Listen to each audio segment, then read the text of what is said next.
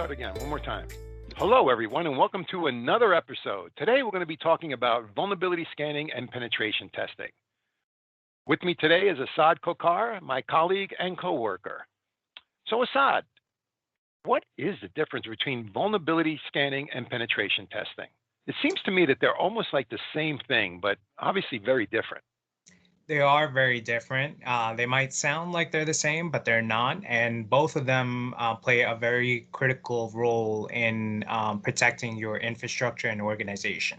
Vulnerability scanning is actually finding the vulnerabilities within the operating system or the hardware devices that you have within your organization. That scan is only going to list, the available ports you have, the application or services that are running on those ports, and finding vulnerabilities within those applications and services.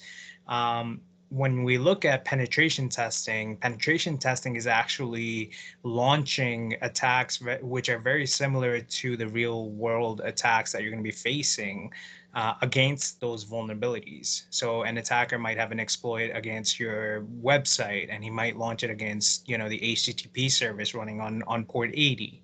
And those basically test your vulnerabilities and they basically let you know that can they be exploited in your organization.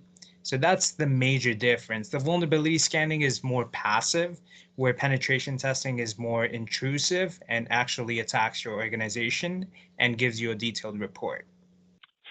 Let me see if I have this straight in my simple mind here. So if I was a thief and I was going to burglarize your home, let's say like a vulnerability scan would be something like I'm driving by and I'm seeing where all the windows and all the doors are, and I make notes of those, right? But I'm not really testing those doors and windows if they're open or not, right? Or if they're unlocked or locked.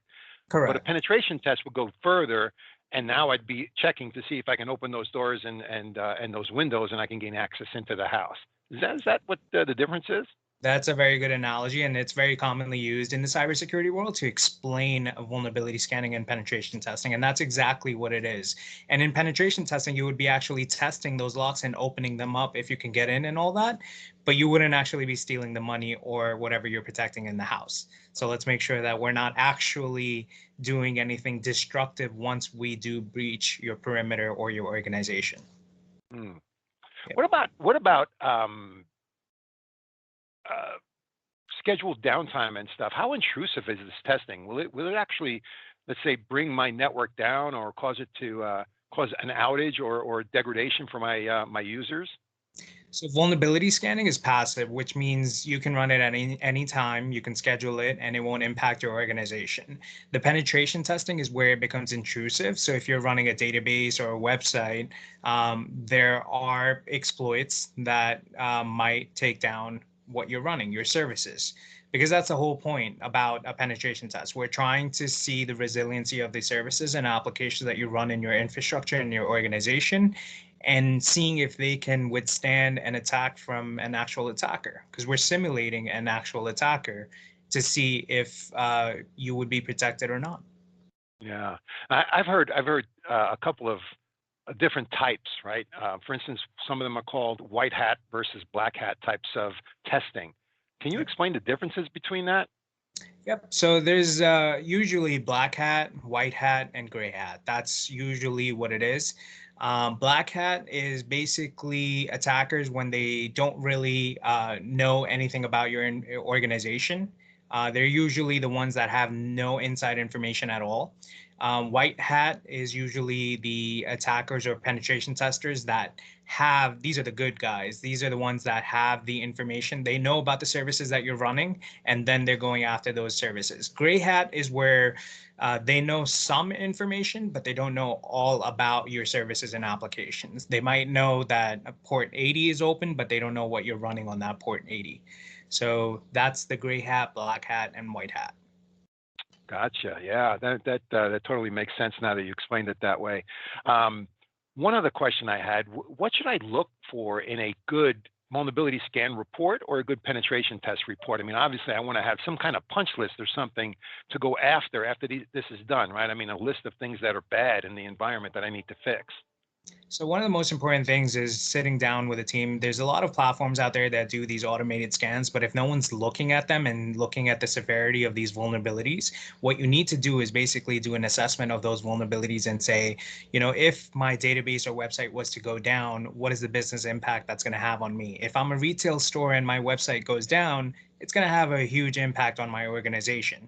So if there's any vulnerabilities that come up on those website, I need to take care of them before I take care of any other passive vulnerabilities that I can take a look at later. So the most important thing is getting a severity score and seeing how your business would be impacted if that vulnerability was exploited. And in that penetration test report, you're actually going to see the attacks that were launched against those vulnerabilities and to see if those vulnerabilities were actually exploited or not. Mm, got it.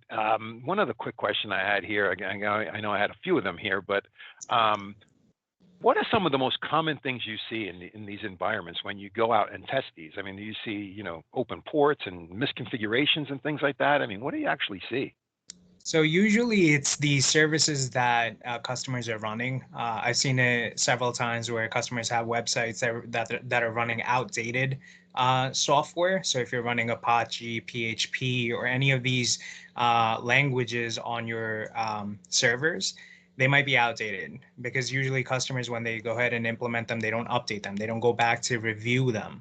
And another important thing that you should look at when doing a vulnerability scan and penetration test is also do an external and an internal.